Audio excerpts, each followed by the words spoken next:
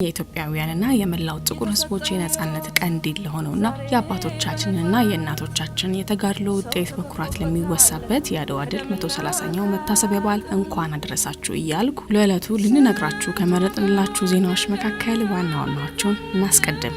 ከሀገራዊ ምክክር ጉባኤ አስቀድሞ የፖለቲካ ውይይት ያስፈልጋል ስለመባሉ፣ ብሔራዊ ባንክ የክሪፕቶ ከረንሲ ግብይቶች ህገወጥ ናቸው ስለማለቱ፣ በሀገር ደረጃ የመሬት መንቀጥቀጥ አደጋን የመከላከል አቅም ዝቅተኛ መሆኑ ስለመገለጹ ከሀገር ቤት፣ የአፍሪካ ህብረት በመካከለኛው ምስራቅ ውጥረት ዙሪያ መግለጫ ስለመስጠቱ ከአፍሪካ፣ ኢራን በድጋሚ ያጸፋ ጥቃት ለመፈጸም እንዳትሞክር ትራምፕ ስለማስጠንቀቃቸው፣ ቻይና አሜሪካና እስራኤል በኢራን ላይ የፈጸሙትን ጥቃት በስጋት እንደተመለከተችው ስለማስታወቋ ከዓለም አቀፍ።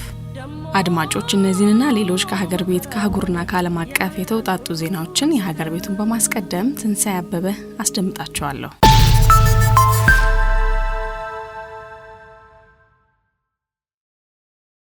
ከሀገራዊ ምክክር ጉባኤ አስቀድሞ የፖለቲካ ውይይት ያስፈልጋል ተባለ። ለሀገራዊ ምክክሩ ጉባኤ ከመዘጋጀቱ በፊት የፖለቲካ ውይይት እንደሚያስፈልግ በአዲስ አበባ ከሚኖሩ የትግራይ ተወላጆች ጋር በክልሉ የሚደረገውን የምክክር ሂደት ለማስጀመር የሚያስችል አማራጭ ምክረ ሀሳቦችን ለመሰብሰብ በሚል በተካሄደው ውይይት ላይ ተወያዮች ሀሳብ አቅርበዋል። ከትግራይ ክልል መምጣታቸውን የገለጹ ተሳታፊዎች በብዛት በተገኙበት በዚህ የውይይት መድረክ በርካታ ጥያቄዎችና ምክረ ሀሳቦች ለሀገራዊ የምክክር ኮሚሽነሮች ቀርበዋል። የትግራይ ህዝብ ጦርነት አይፈልግም በማለት በውይይቱ ወቅት የተናገሩት የቀድሞ ጠቅላይ ኤታማዦር ሹም ጄኔራል ሳሞራ የኑስ በአሁኑ ወቅት በትግራይ ክልል የጦርነት ስጋትና ጭንቀት መኖሩን አስገንዝበዋል። ከዚህ አኳያ የምክክር ኮሚሽኑ ስለ ሀገራዊ ሰላም ይመለከተኛል ብሎ እየሰራ ከሆነ ለሰላም እንቅፋት የሆኑ ምክንያቶችም እንደሚመለከቱት ጄኔራሉ በዚሁ ንግግራቸው ገልጸዋል። የፕሪቶሪያው የሰላም ስምምነት የፌዴራል መንግስትንና የትግራይ ክልልን ብቻ የሚመለከት እንዳልሆነ ኮሚሽኑ ስምምነቱ በተሟላ ሁኔታ እንዲፈጸም የማድረግ ድርሻ እንዳለው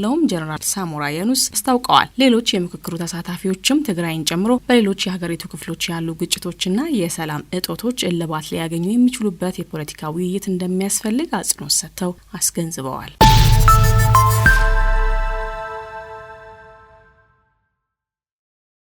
ብሔራዊ ባንክ የክሪፕቶ ከረንሲ ግብይቶች ህገወጥ ናቸው አለ። ብሔራዊ ባንክ በዲጂታል የንግድ መድረኮች ያለ ህጋዊ ፍቃድ በብር የሚከናወኑ የሰው ለሰው የገንዘብ ዝውውሮችና የክሪፕቶ ከረንሲ ግብይቶች ህገወጥ ናቸው ብሏል። እነዚህ የገንዘብ ዝውውሮችና ግብይቶች ከፍተኛ የዋጋ መዋዠቅ እንደሚያስከትሉና ለገንዘብ ማጭበርበርና ለውጭ ምንዛሬ ዋጋ መዛባትም እጅግ ተጋላጭ እንደሆኑ ባንኩ ጉዳዩን አስመልክቶ ባወጣው መግለጫ አስገንዝቧል። በዚህ መድረኮች ህገወጥ የገንዘብ ዝውውርና ሽብርተኝነትን በገንዘብ የመርዳት ድርጊቶች ለመከላከል የሚያስችሉ ስርዓቶች እንደሌሏቸው የጠቀሰው ባንኩ ህጋዊ ማዕቀፍ እስኪዘረጋ ድረስ ማንኛውም በብር አማካኝነት የሚደረጉ የክሪፕቶ ዝውውሮችና ግብይቶች በህግ ያስጠይቃሉ በማለት አስጠንቅቋል።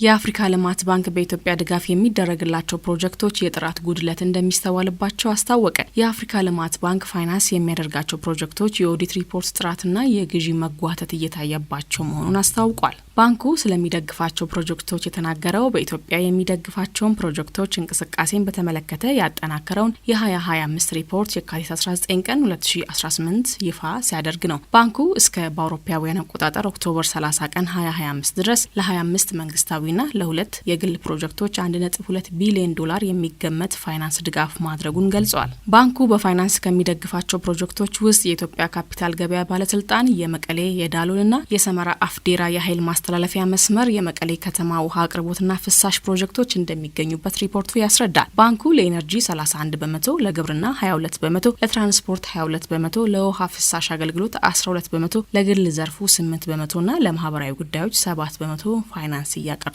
ነው ብሏል። በዚሁ ሪፖርት ላይ የአፍሪካ ልማት ባንክ በሰጠው ምክረ ሀሳብ መንግስት የግዢ እቅዶችን በወቅቱ አዘጋጅቶ እንዲያስገባ፣ ዝቅተኛ የፕሮጀክቶች አፈጻጸም የሚያሳዩ ተቋማትን አቅም እንዲያጠናክር፣ የወሰን ማስከበር ችግሮችን በቶሎ እንዲፈታ፣ በፌዴራልና በክልል መንግስታት መካከል ጠንካራ ቅንጅት እንዲኖር አሳስበዋል።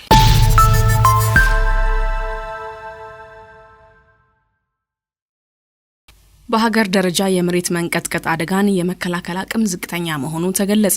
በሀገር ደረጃ የመሬት መንቀጥቀጥ አደጋ ስጋት መኖሩንና የአብዛኞቹ ከተሞች የመሬት መንቀጥቀጥ አደጋን የመከላከል አቅማቸው ዝቅተኛ የሚባል መሆኑ የተገለጸ ሲሆን ለመሬት መንቀጥቀጥ አደጋ ራሱን የቻለ ተቋም እንዲኖር ምክረ ሀሳብ ቀርቧል። የኢትዮጵያ ሳይንስ አካዳሚ የመሬት መንቀጥቀጥና የእሳተ ገሞራ ፍንዳታ አደጋ በኢትዮጵያ ስጋትና መፍትሄዎች በሚል መሪ ሀሳብ ባዘጋጀው የፓናል ውይይት ላይ በኢትዮጵያ የተለያዩ አካባቢዎች የመሬት መንቀጥቀጥ አደጋ ስጋት መኖሩ ተመላክቷል። የመሬት መንቀጥቀጥ ሲያጋጥም ሊደርስ የሚችለውን ጉዳት ለመቀነስ ሲባል የአደጋ ጊዜ ስርዓትን ማዘመን እንደሚያስፈልግ በውይይቱ ምክረ ሀሳብ ቀርቧል። መንግስት ለመሬት መንቀጥቀጥና እሳተ ገሞራ ፍንዳታ አደጋ የሰጠው ትኩረት አናሳ መሆኑ አንዱ የዘርፉ ችግር መሆኑ በውይይቱ ላይ የተገለጸ ሲሆን ይህ ችግር በኢትዮጵያ ብቻ ሳይሆን በሌሎች የአፍሪካ ሀገራት ጭምር የሚስተዋል መሆኑም ተመላክቷል። በአሁኑ ወቅት በኢትዮጵያ የሚገኙ የአደጋ መመዝገቢያ ጣቢያዎች ጥቂት እንደሆኑ እነሱም ቢሆኑ ከመንግስት በጀት እንደማይመደብላቸው በየጊዜው ወቅታዊ መረጃ ማድረስ አለመቻል በዘርፉ እያጋጠሙ ያሉ ተግዳሮቶች ናቸው ተብሏል። በሀገር ደረጃ የመሬት መንቀጥቀጥ አደጋ ሲከሰት የሚመዘግቡ የዘርፉ ምሁራን በፍልሰትና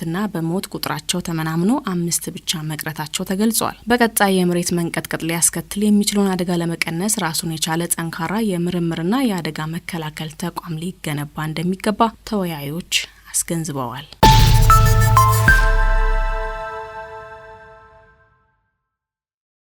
አሁን ደግሞ ከአህጉራችን አፍሪካ ወደ ያዝናቸው ዜናዎች እናልፋለን።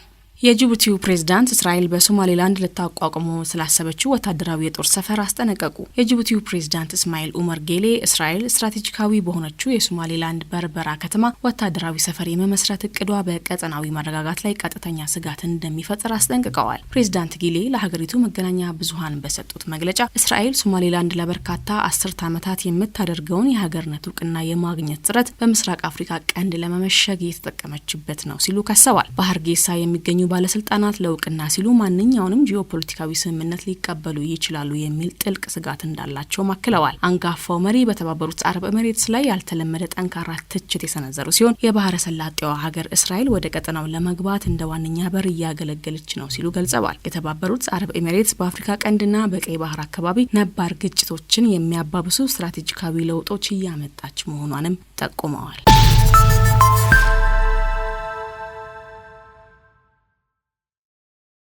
የአፍሪካ ህብረት በመካከለኛው ምስራቅ ውጥረት ዙሪያ መግለጫ ሰጠ። የአፍሪካ ህብረት ኮሚሽን ሊቀመንበር መሐሙድ አሊ የሱፍ አሜሪካና እስራኤል በኢራን የኒውክሌር ጣቢያ ላይ የፈጸሙት ወታደራዊ ጥቃት ተከትሎ ጥልቅ ስጋታቸውን ገልጸዋል። የሀገራቱ እርምጃ ቀጠናዊ ውጥረቱን ወደ አደገኛ ደረጃ ያሸጋገረ መሆኑንም አስታውቀዋል። ሊቀመንበሩ ግጭቱ በዓለም አቀፍ የነዳጅ ገበያና በምግብ ዋስትና ላይ በተለይም በአፍሪካ ሀገራት ላይ ከባድ የኢኮኖሚ ጫና ሊያስከትል እንደሚችል አስገንዝበዋል። ሁሉም ወገኖች ራሳቸውን እንዲገዙና በዓለም አቀፍ ህግጋት መሰረት እንዲንቀሳቀሱም ሊቀመንበሩ ጥሪ አቅርበዋል። ዘላቂ ሰላም የሚገኘው በኃይል ሳይሆን በዲፕሎማሲያዊ ውይይት መሆኑን በመጥቀስ ለሰላም ጥረቶች ቅድሚያ እንዲሰጥ አሳስበዋል።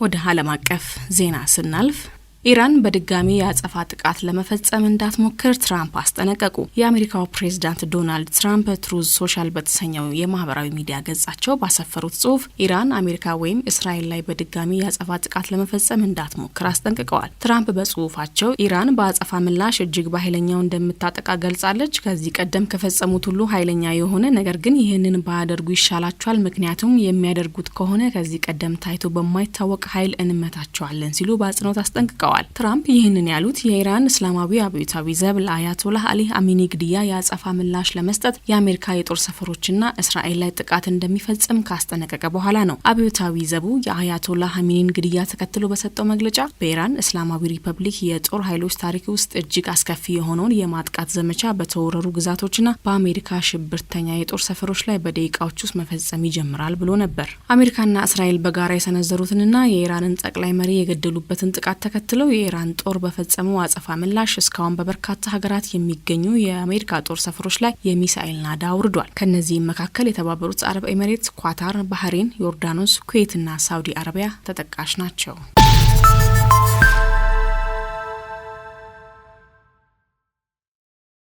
ቻይና አሜሪካና እስራኤል በኢራን ላይ የፈጸሙትን ጥቃት በስጋት እንደተመለከተችው አስታወቀች። የቻይና የውጭ ጉዳይ ሚኒስቴር ባወጣው መግለጫ አሜሪካና እስራኤል በኢራን ላይ የፈጸሙትን ወታደራዊ ጥቃት ተከትሎ ሀገሪቱ ከፍተኛ ስጋት እንደገባት አስታውቋል። ሚኒስቴሩ በሰጠው መግለጫ በኢራን ግዛት ላይ የተፈጸሙት ጥቃቶች በቀጠናው ያለውን ውጥረት ይበልጥ ሊያባብሱ እንደሚችሉ አስገንዝበዋል። ቻይና በዓለም አቀፍ ግንኙነቶች ውስጥ የሀገራትን ሉዓላዊነትና የግዛት አንድነት ማክበር አስፈላጊ መሆኑን በድጋሚ ያረጋገጠች ሲሆን የኃይል እርምጃ መውሰድ ችግሮችን ከመፍታት ይልቅ ቀውሱን እንደሚያባብሰው አሳስባለች።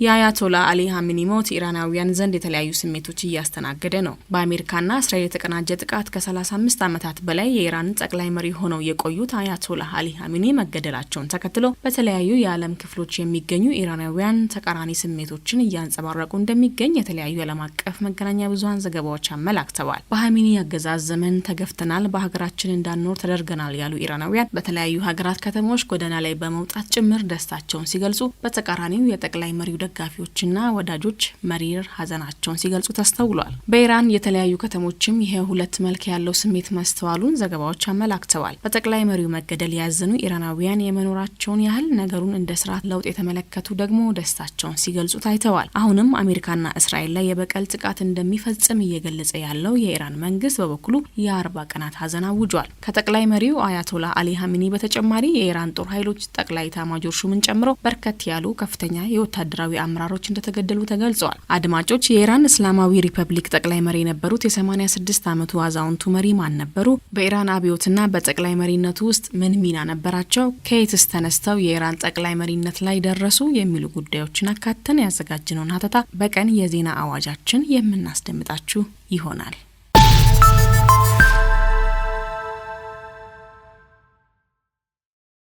ዜናዎቹ አብቅተዋል። ከመሰናበታችን በፊት የነገርናችሁን የዜና ርዕሶች እናስታውሳችሁ።